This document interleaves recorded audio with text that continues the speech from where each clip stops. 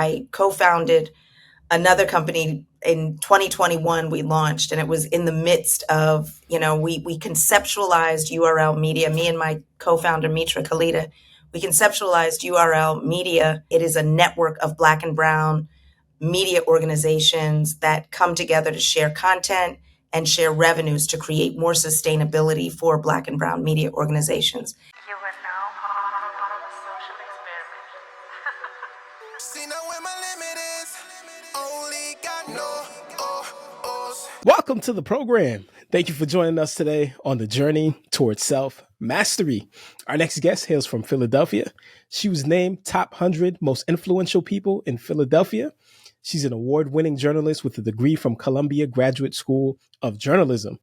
She's an Activist of the Year award recipient. She founded HealthQuest, the first nationally circulated Black health magazine in the country.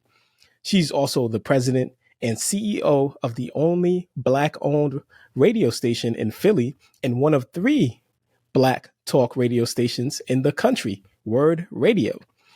She's also the co-founder of URL Media. Let's welcome today Miss Sara Lomax to the program. Hello. It is an honor having you on. I don't know if you want to go by Sara or Miss Lomax. Yes, you can call me Sara. Okay. Absolutely. It has been, I think I've been trying to get you on for a long time now, but all good things come when you wait. So I'm excited to have you on the program. I'm happy to be here. Indeed.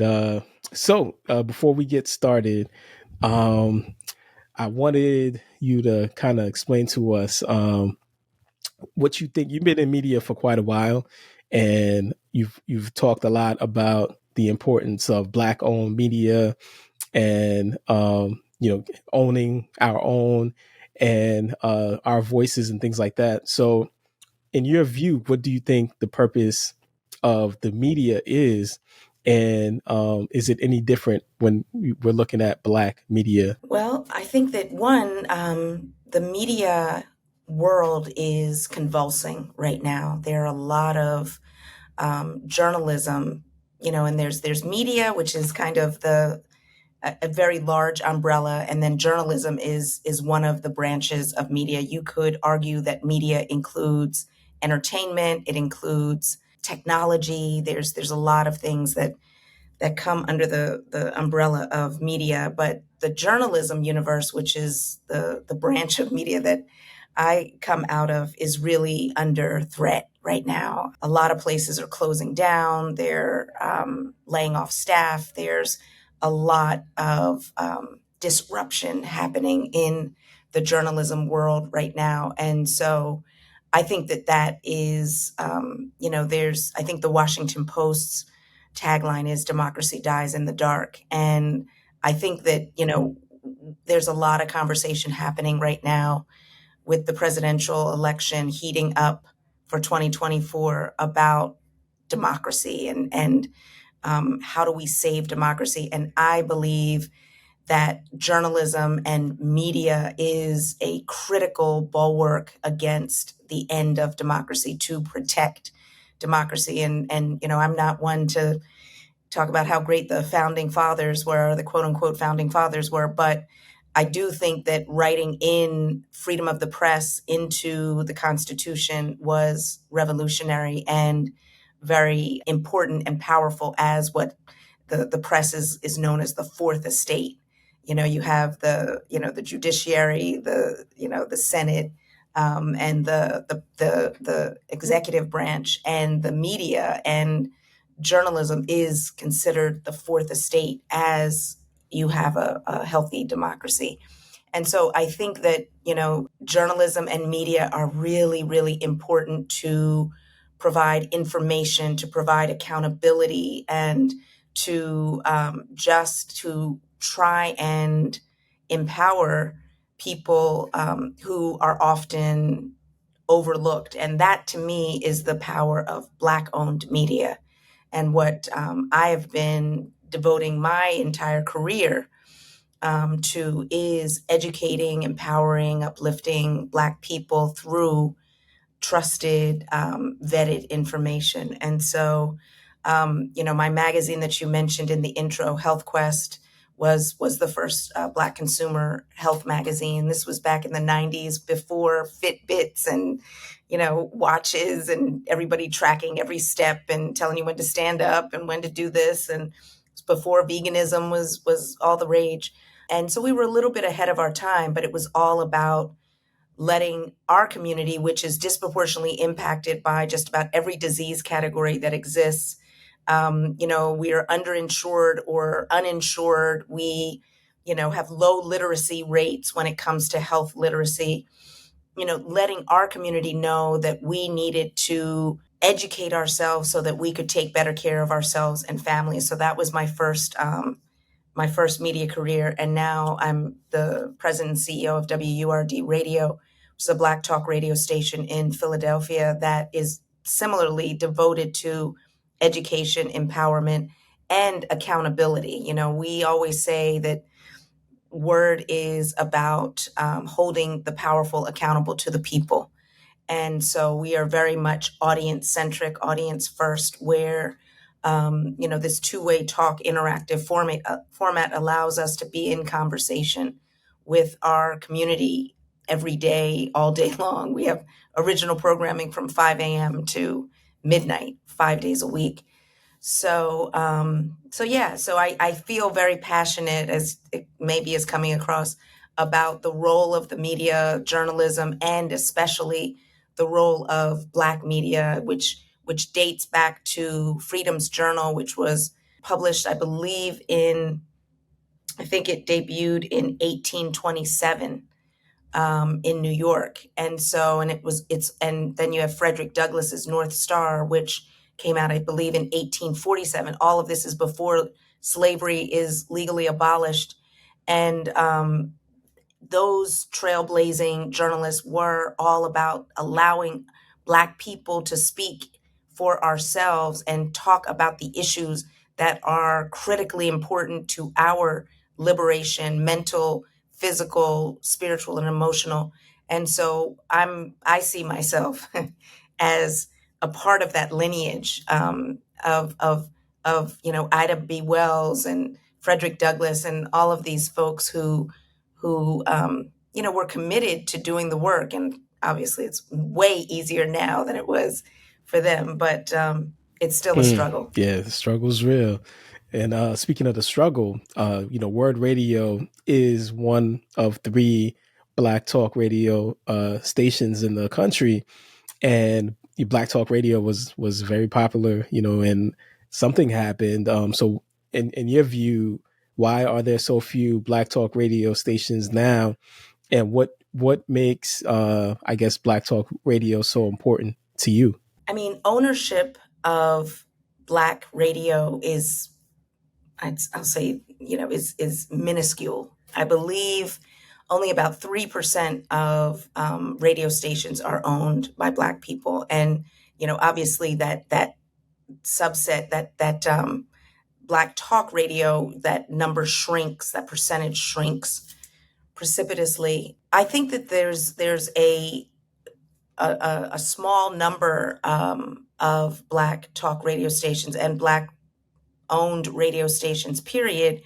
To me, it tracks back to 1996 with the Telecommunications Act of 1996 is what really changed the radio ownership landscape tremendously.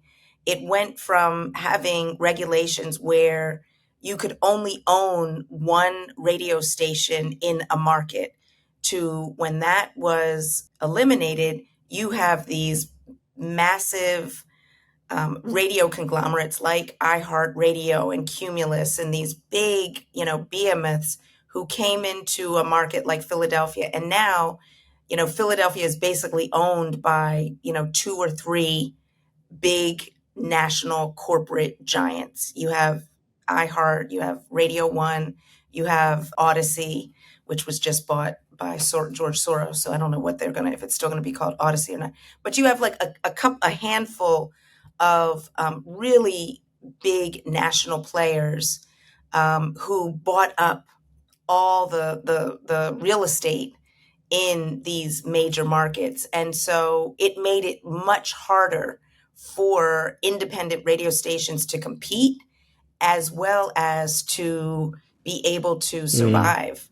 And so, it's really kind of a miracle. Philly has a long history of Black Talk radio. Before WURD, there was WHAT, and it's really got this long history. And just an interesting little historical note: the first Black radio station was WERD in Atlanta.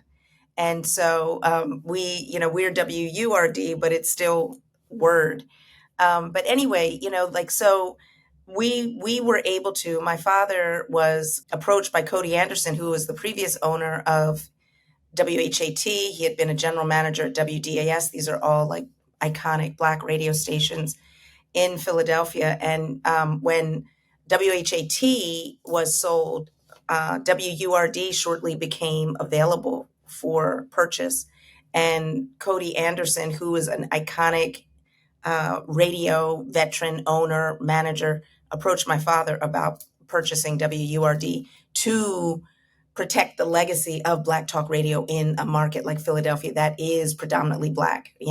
Our Black population is almost 45% of the total city population. And so, my father had the resources, he had the heart for it. He was a native Philadelphian, and he loved the city and really believed that the Black community in Philadelphia deserved to have a media outlet that we owned and controlled and gave space to the views, opinions, ideas, the successes, the challenges, that we could debate and discuss all of that within our own platform. And it didn't have to be kind of, like it didn't have to be translated through mainstream media. And so that's kind of how WURD came to be and why we're still here. Yeah, that is very powerful. I actually watched a documentary that was discussing a little bit of the history of radio in Philadelphia, and they mentioned that Philadelphia was one of the first areas to really broadcast Black music and Black artists, where other stations that were predominantly white would not really put Black artists on the air. And sometimes they would even mimic the Black artists with white artists with the same songs and stuff like that, which very interesting. And Philly radio actually promoted a lot of Black artists that were coming out that the white radio stations weren't playing. So you're right, like that history goes really deep. And yeah, and cultural appropriation has been happening forever in this country.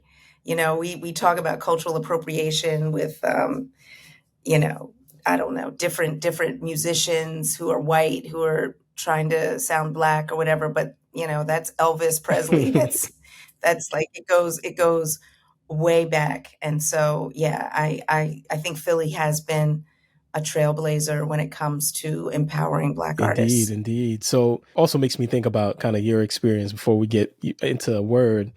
Your experience observing the media growing up. Were you a heavy television watcher, radio listener? What was your experience growing up in Philly, tuning into the media as a kid?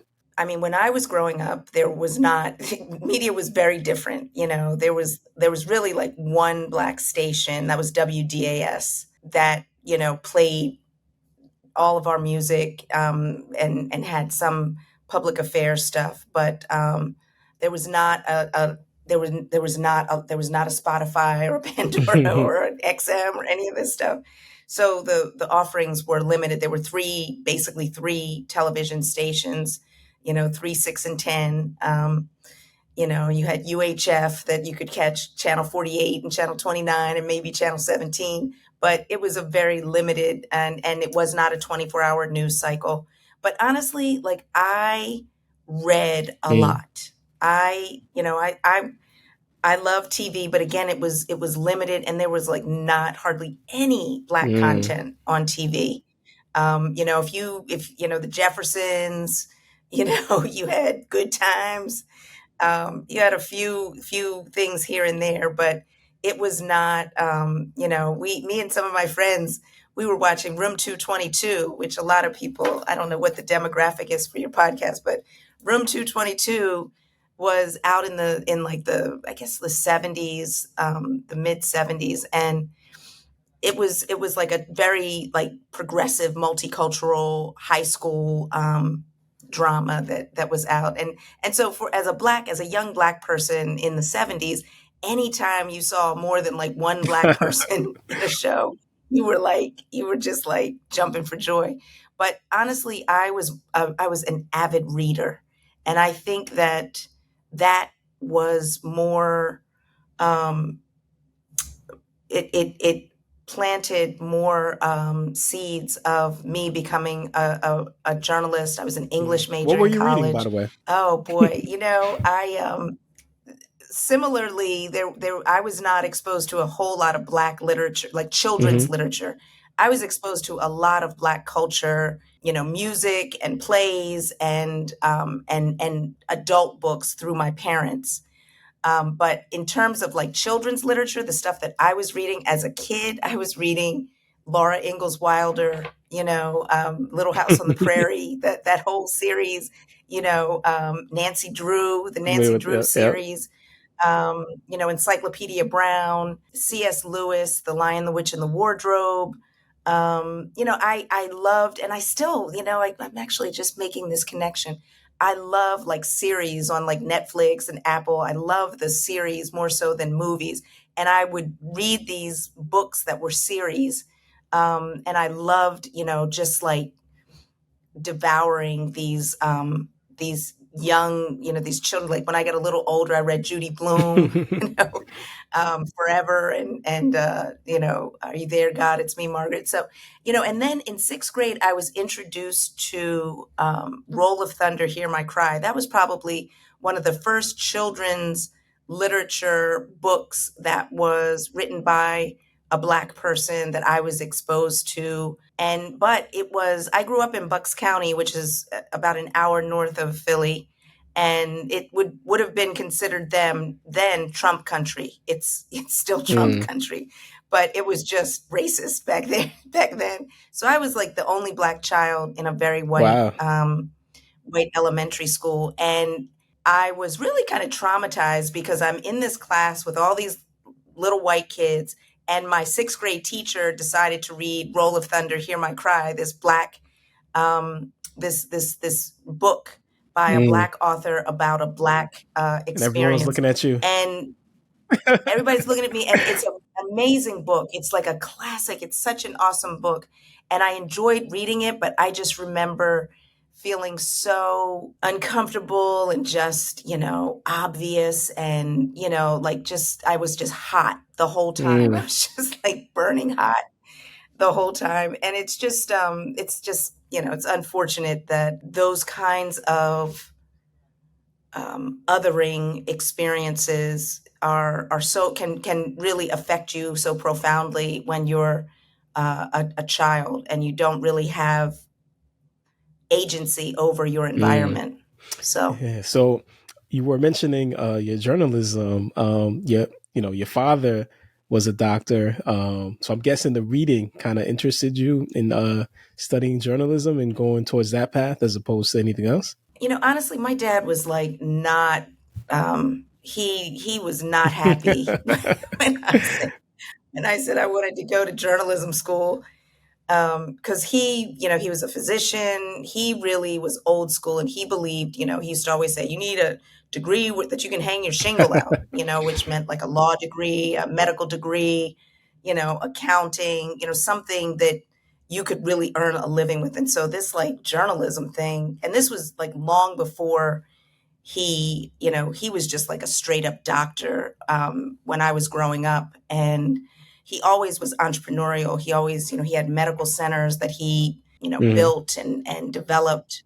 But he was a physician. And then, so when I told him when I graduated from college, I worked for a couple of years for a Black history publication called Griot.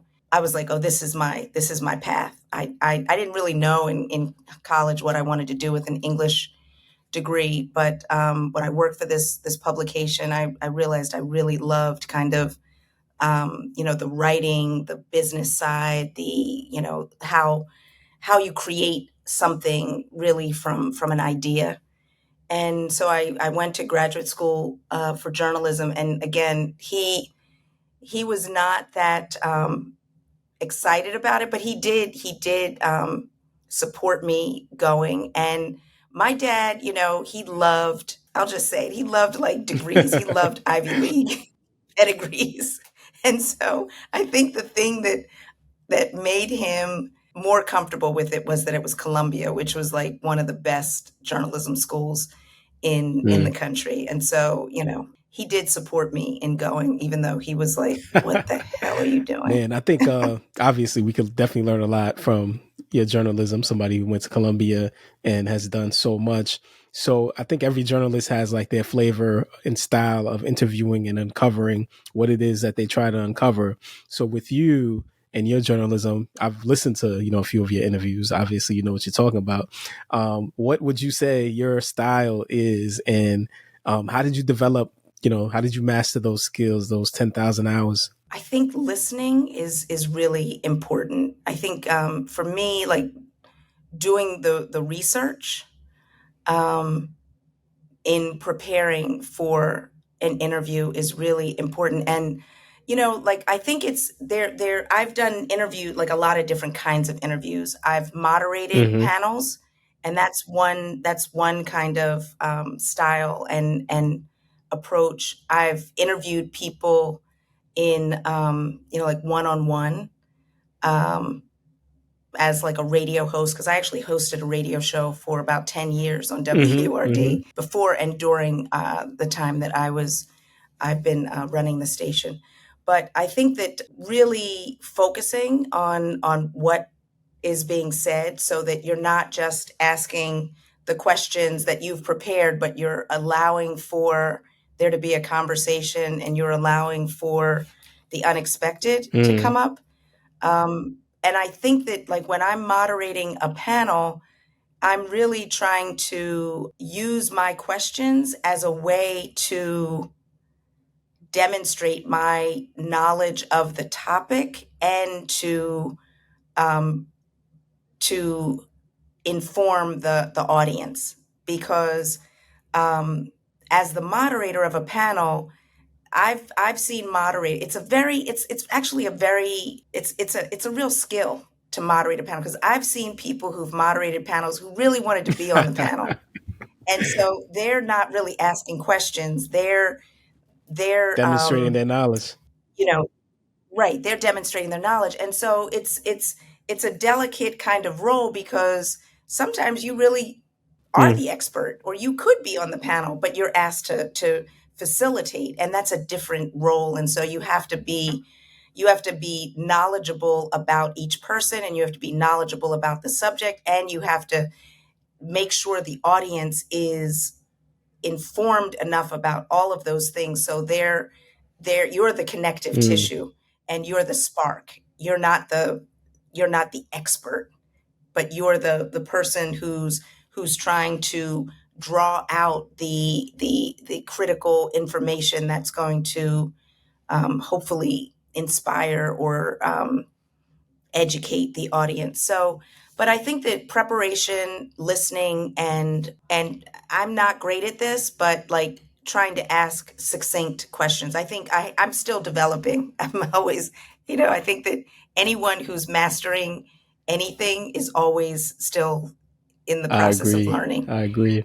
And so I'm there are people who I think are incredible interviewers that I'm still learning from, because I think sometimes my questions can be a little rambly, and so I'm trying to kind of create become a little bit more succinct. As you can tell, my answers are rambling. Oh no, we're getting great answers, and I think you hit the nail on the head. I think mastery is continuous. It doesn't stop. So there's no level of place that you get to in any profession, skill, or anything that you just have made it. There's always room to grow and to learn, and to keep on developing. So I think you are absolutely right.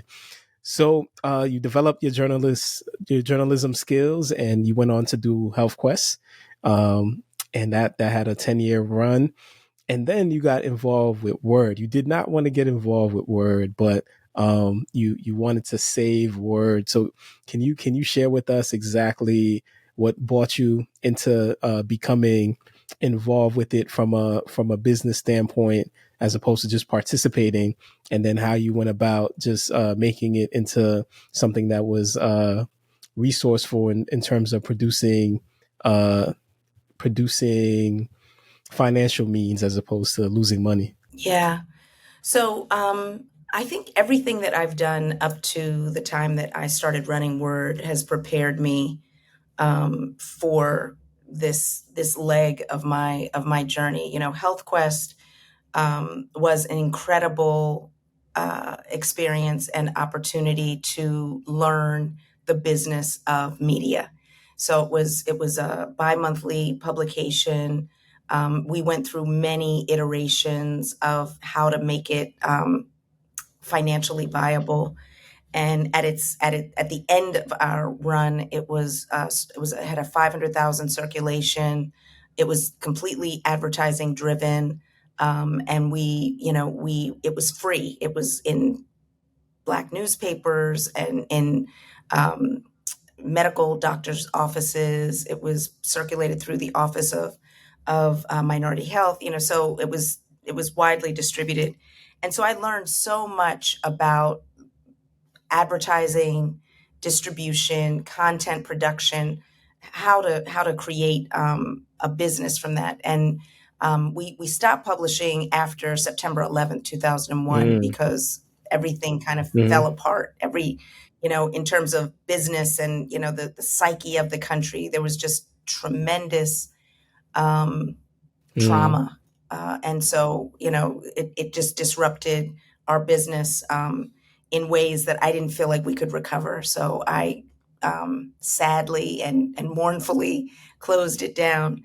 Um, and I then went to yoga school, and I went to a holistic nutrition school, and, kind of devoted time to myself. I had 3 children at the time. I had 2 sons, and I had my third son during this intervening period.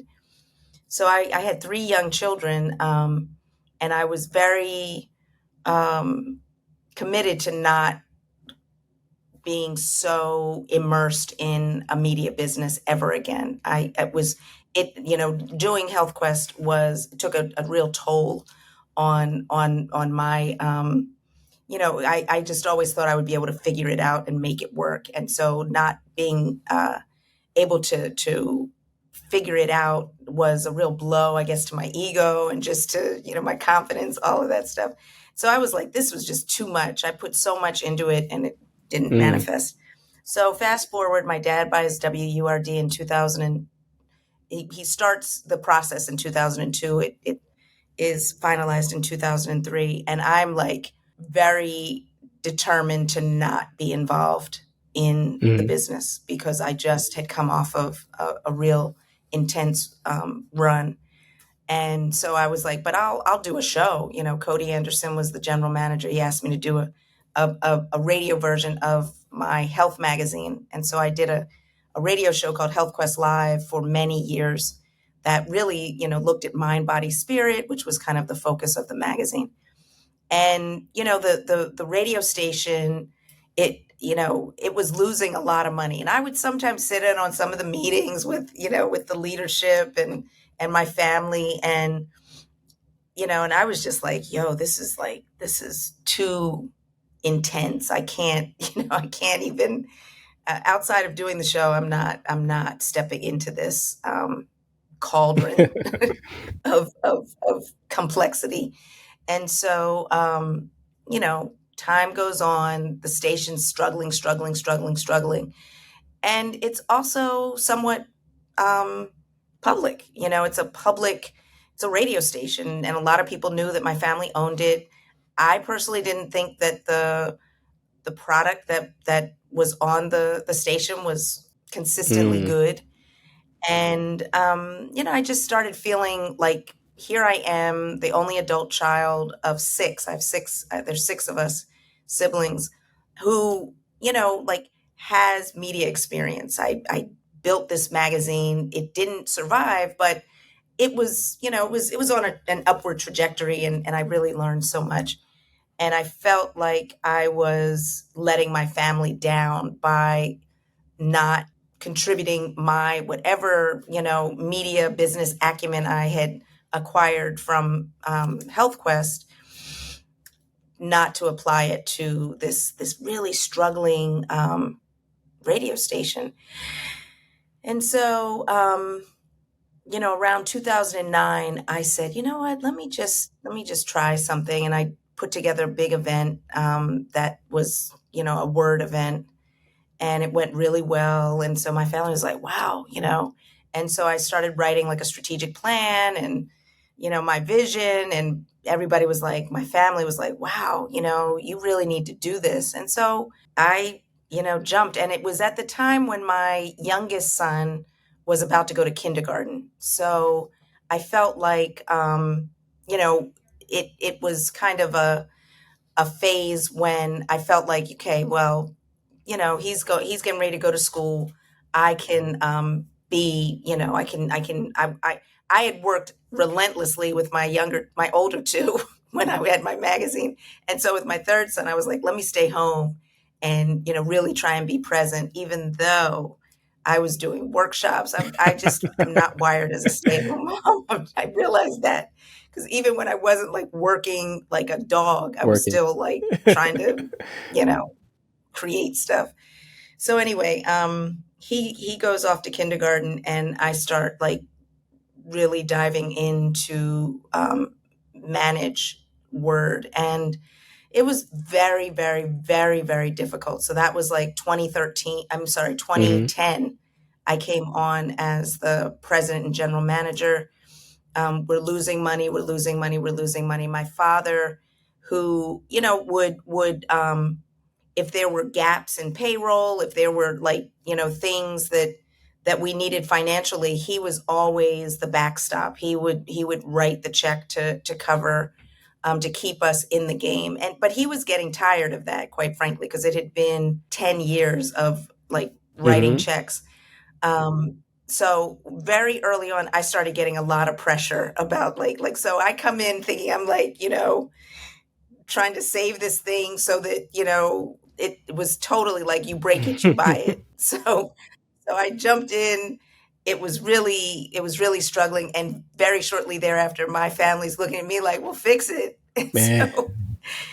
so even though my dad was still willing to write checks, he passed away in Mm. 2013. And that was really the beginning of me having to fully stand on my own 2 feet in terms of the economic structure of the business. And um, my siblings were less, I would say, like patient and generous as my father was. And they were like, yo, this, you need to figure this Wrap it out, up. or we're gonna wrap it. So anyway, that's 2013 around. And honestly, it was like a very it was very touch and go and very Mm. stressful for many years. We turned our first profit in 2020. Wow. So from 2013 to 2020, talk about scrappy, Yeah. and I have to really take my hat off to the staff. I had an amazing general manager, Monica Lewis, who was just in it. You really need people who are willing to sacrifice and just lock arms and grind Hmm. it out in the lean times. Because honestly, I didn't know if we would get to profitability. I wanted to. I did everything that I could, and I did not want to give up, but it was never guaranteed that Word would Mm. survive.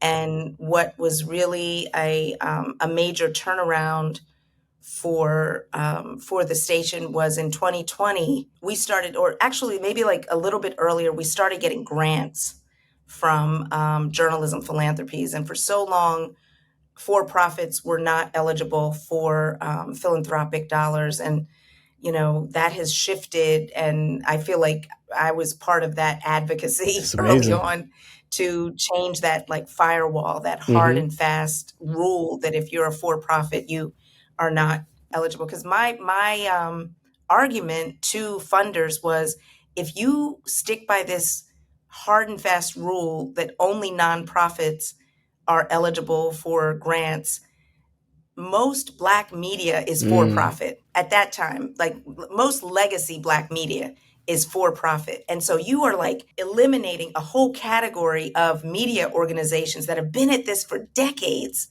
You're just like taking them off the table. And I think that argument, and I'm not saying I was the only one making the argument, but I think that argument was Mm-hmm. persuasive. And we being successful in beginning to garner grant dollars to help us to not just to barely survive, but to begin to innovate, to begin to grow, to begin to be able to hire more people and pay people better wages, and to not just be this down and out organization that's barely surviving.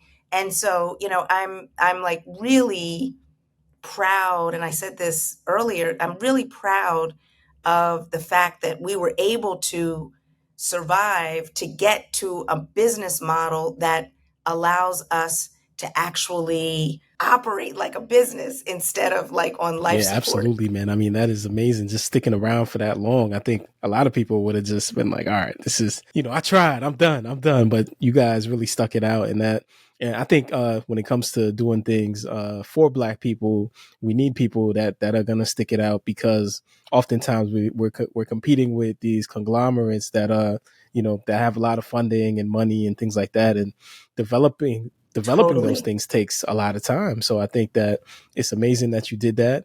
And WURD has been more than just business. You have a lot of community initiatives, and you're doing things, providing the community with jobs and opportunities, and you're doing events and all type of things within the community. So what is the importance of combining not just the business component, but the community component for you within the organization? Yeah, I have to say, let me just like circle back, because one thing that I want to be very clear about is that I believe a big part of our success has to do with a spiritual Mm. component.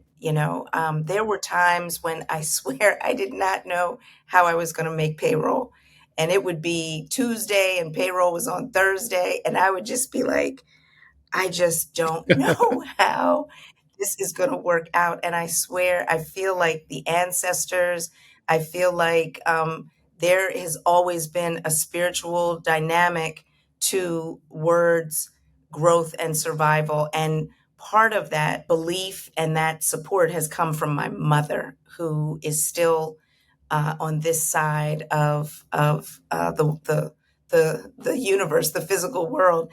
And she has been the staunchest advocate throughout WURD's existence. Like from the time it was started, at times when my dad was like ready to give Mm. up, she was like, no, this is important. This is important. And at the times when after my father passed away and other people in my family were getting kind of shaky on WURD, she was like, no, this is important. We have to see this through. So I really believe that it is not just about my grit and determination or my family's, support or the team support. I feel like there is, I don't know, this From the celestial ancestors. Yes. endorsement or the ancestors momentum that's helping us navigate and figure all of this Mm. out. So I wanted to say that, because I really do believe it, because there were times when I didn't know how we were going to stay in business, and inevitably I never missed a Mm. payroll. I never missed a payroll, and inevitably something came through. Now, it might have been me like calling up an advertiser or somebody that I knew well enough to ask them, can you expedite this check? And they would.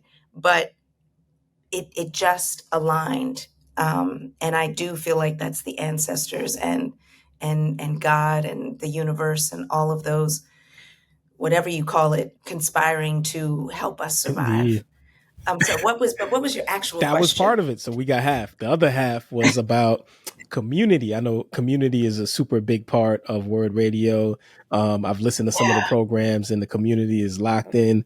You guys do job initiatives for the community. You do all type of programs and outside events and things like that. So I wanted you to just talk about just the importance of community within WURD and what the mission is with the community. Yeah, absolutely. We've been doing this exercise to develop our mission, vision, and values. And we've asked, staff and different people, like, what are the words that come up that define WURD, and community consistently is one of the top three that pretty much everybody identifies. And so, like, I tell my team, like WURD is not about me or my family or any of the hosts who are like have these amazing shows and personal.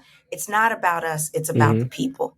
We are here to serve and empower and provide information and insights and a platform for people to share and dialogue with each other. So community is absolutely central to our work. We do a lot of events. Pre-COVID, we did tons of events. We had this pause where our events went online, and we did virtual events. But 2024, even 2023, starting in 23, we were back to doing almost 100 in community events a Wow. year. And that could be anything from a live broadcast at a school or a rec center. It could be broadcasting from a conference or some type of sporting event. It could be our own signature events. We do a number of signature events around environmental justice. We have an environmental event coming up on Earth Day in April 20. Well, it's April 20th, which is not actually Earth Day. It's a day or two before Earth Day. We have our Founders Day, which is in celebration of my father, Walter P. Lomax Jr., MD, who's the founder of WURD.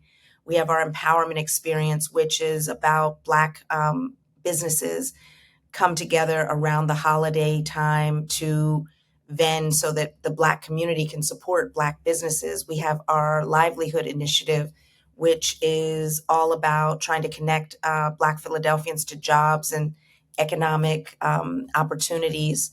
And so, like we're constantly talking about business. Like this month in March, we have our Level Up contest, which is really trying to spotlight Black women-owned businesses in the Philadelphia area. It's a contest that we do in partnership with two other Black radio stations, WVON in Chicago and KJLH in Los Angeles, which are both run by Black women. And we invite people to submit. They can nominate themselves or another Black-owned business in the Philadelphia area to compete for a package valued at $5,000. That includes advertising and other kinds of elements to help boost their business. And so we're constantly trying to think of what are the things, and economic empowerment, economic self-sufficiency was always something my father was incredibly passionate about in terms of Black liberation. And so WURD is continuing that legacy in trying to really help Black businesses thrive through visibility on the radio station, but also to try and connect them with resources, whether it's bank loans or investment or other kinds of information. Before we close out, I was paying attention to you during the George Floyd incident, murder, the George Floyd murder, and a lot of businesses and white-owned businesses and white media were bringing, Black owned businesses and Black media in and saying, talking about different initiatives and things that will be done for the community. And these are the issues and this is what needs to be done. And it was this whole movement with a lot of these companies, and you were on a lot of interviews talking about these things. So right now, do you feel like there has been any type of commitment to that? And what have you felt like has been some of the results of some of these white companies and media that wanted to help out Black businesses and Black media? I mean, I think that if we look at the media as part of the power structure, mainstream media as part of the power structure, and that was what kind of came to light and was focused in on during 2020 was, this notion that the media is actually, mainstream media has been complicit in oppression of Black people and complicit in anti-Black racism. And so, yeah, there were a lot of pledges by mainstream media organizations to diversify their staffs and to, make all of these, reparative moves. Media right now is in kind of a death spiral. So, as you can imagine, the commitment to diversity, the commitment to, all of the things that were pledged back in 2020 is there. Those things I think are not 100% off the table, but I think they are absolutely deprioritized because a lot of media organizations are trying to just stay in business. And so you can imagine what happens to Black people when, the economic survival of the business is in question. Our issues always become deprioritized. So I think that has absolutely happened. I think that the overturning of affirmative action, I think the prosecution or the hauling into court of the Fearless Fund and all of these actions where DEI is now under attack. And we see, all of these, like Goldman Sachs had this big initiative to fund Black women-owned businesses. That's been shelved. I think that we have seen, and it is unfortunately not at all surprising to me that that we are where we are right now, where DEI, affirmative action, while the racial wealth gap is still as wide as ever, like nothing markedly changed from 2020 to 2023 or 2024 in terms of Black empowerment, Black, economic self-sufficiency. Nothing has markedly changed in those 3 years. However, you would think that Black people were like running all of the Fortune 500 companies, and we had like taken over the boards of all of these elite institutions, because the clapback, and some people call it a white lash, has been extraordinary. And the way that it's been framed to make it seem like Black people have just like, and I'll say Black and brown people have just overwhelmed the society in a way that white people feel threatened. The actuality of it is that we have not achieved hardly anything in those. And so, this is a case, I think, of like 3 steps forward, 4 steps back. Usually I think it's 3 steps forward, 2 steps back. But I feel like right now we are in a moment where it's 3 steps forward, 4 steps back. And if we don't get this election right, if we don't get this 2024 presidential election right, we're going to be 6 or 10 steps back. Man. So, I mean, I don't think this is a time that we can sleep or numb out or tap out. I mean, we got to be all in right now, because it really, in my view, this is literally a matter of like life and death. Thank you for that. I just, I could talk to you forever, but to leave out, what is the legacy that you want Sara Lomax to have And then where do you want Black media to move forward into? I want more successful Black media outlets. That's what WURD is really important, I think, to the media ecosystem in Philadelphia. I co-founded another company in 2021. We launched, and it was in the midst of, we conceptualized URL media. Me and my co-founder Mitra Kalita, we conceptualized URL media in 2020 at the height of the racial justice protests. And URL stands for Uplift, Respect, and Love. And it is a network of Black and Brown media organizations that come together to share content and share revenues to create more sustainability for Black and Brown media organizations. And we started URL with the premise that there are a lot of there was a lot of momentum in 2020, 2021 about spinning up Black media organizations, because there was funding, there was all of this we haven't treated Black people right. We need to fund Black stuff. And what I knew, because I've been in this game for so long, there are a lot of Black media organizations and Brown media organizations that existed long before 2020, when white folks decided Black people matter, Black lives matter. And so my whole thing was why don't we create something that empowers and acknowledges these existing organizations that have been doing the work, have been producing great content, have been under the radar, have been undervalued, underinvested in, and why don't we create something that lifts them? And so WURD is a part of this URL network.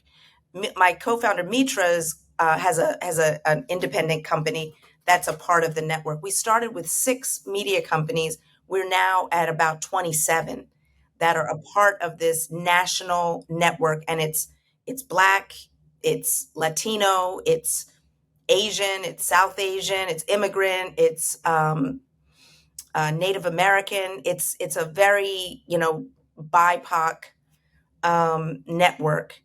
And so my legacy, I want to figure out how we create business models that allow for, and I'm going to say Black media is my heart, that allows Black media to have a chance to authentically serve its community and be profitable and employ people and train people. I live in Philadelphia. Comcast is in Philadelphia.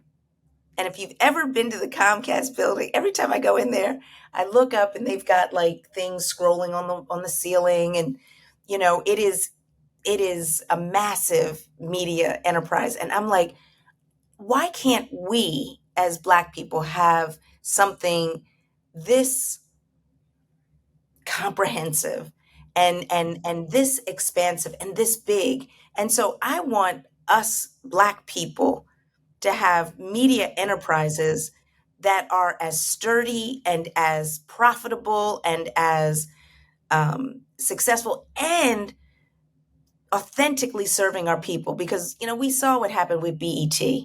And this is not an easy thing to do. It's not easy to provide substantive information for our people and make it and monetize it so that you can stay in business and continue to grow. So that is what I would like to see.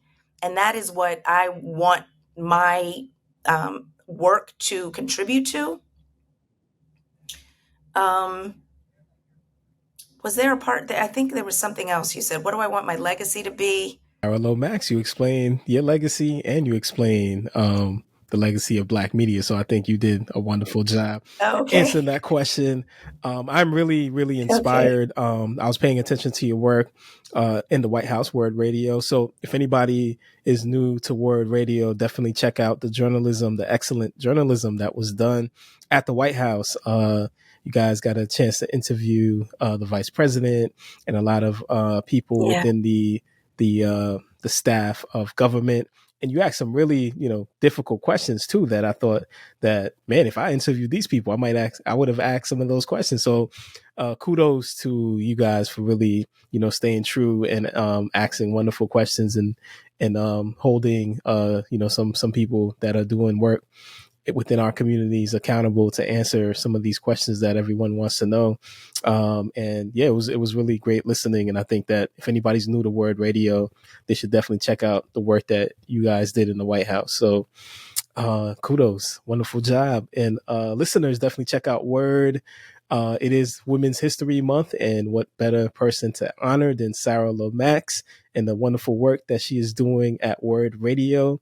I'm inspired, and I think that it's important to highlight people like you, Sara, especially for our daughters to look forward to becoming and to see examples of excellence and examples of just continuation to promote positivity within our communities and upliftment. So I think that's all that you're doing, and I appreciate the work. Thank you. I appreciate the time. And let me know if you need anything else. We'll definitely get you back on with that, because I feel like I could talk to you all day. Your wealth of knowledge is great, but I appreciate it.